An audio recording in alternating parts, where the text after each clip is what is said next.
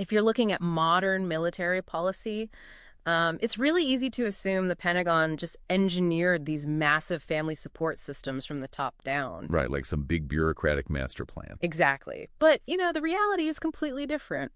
Welcome to today's deep dive. It is Sunday, April 5, 2026. And today we're digging into Gold Star's Spouses Day. We are. And our mission today is to explore how a profoundly private circle of grief essentially, open-sourced a national safety net.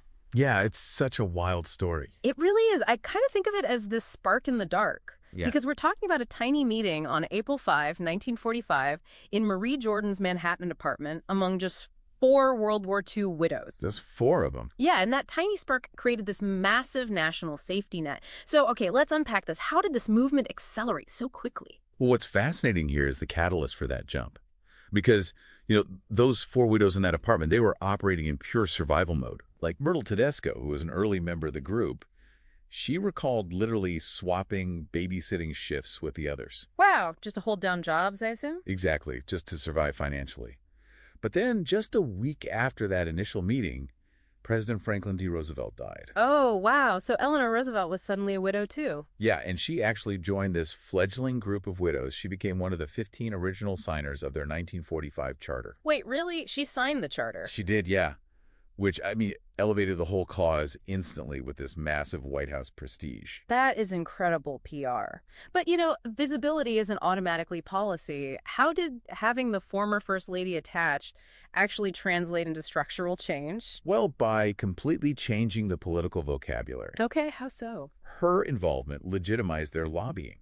It took this invisible demographic surviving families who were previously expected to just, quietly grieve and move on. Right. And it turned them into a recognized constituency with real political weight. And a constituency that really had to evolve over time, right? If you're building a national safety net, the architecture has to keep up with society. Oh, absolutely. Like, look at the name itself. For decades, it was officially recognized as Gold Star Wives Day, getting that official status in 2010. But then, by 2016, it was renamed to Gold Star Spouses Day. Which is a crucial acknowledgement.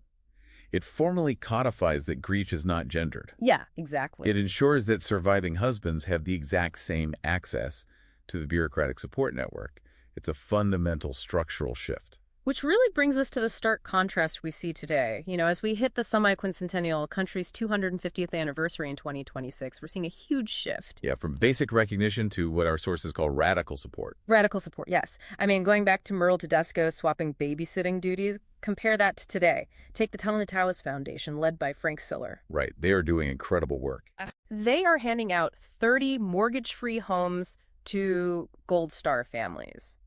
That is mechanically so different from just helping each other watch the kids. It completely shifts the baseline of survival. A paid-off mortgage removes the existential threat of homelessness entirely. Instant financial relief. Yeah. And the VA's aggressive push for the Edith Norris Rogers STEM scholarship does something very similar for long-term career viability. Right, extending GI Bill-style educational benefits specifically for high-demand tech and science fields. Exactly. So instead of a one-time payout, they're engineering a real pathway for long-term wealth.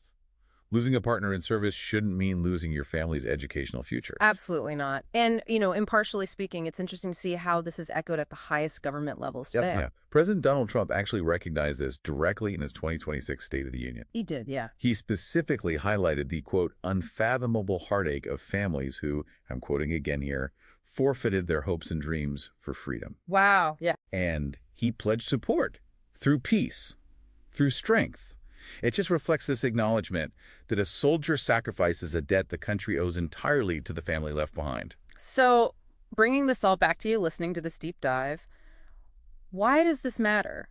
Modern military spouse Annie Cox sums it up perfectly in our sources. What did she say?